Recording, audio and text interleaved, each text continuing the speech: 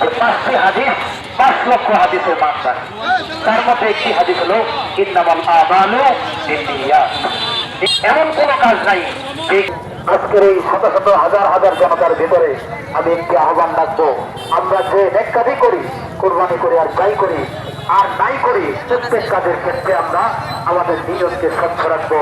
আল্লাহ পাক আমাদের সকলকে বোঝার আমল করার তৌফিক দান করে।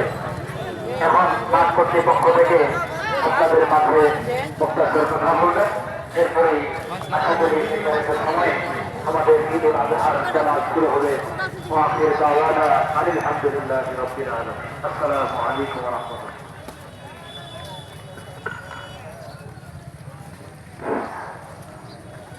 সম্মানিত মুসলিম নেতা, আসসালামু আলাইকুম। আসলে বলা কিছু নেই, আমরা তো নির্ধারিত সময়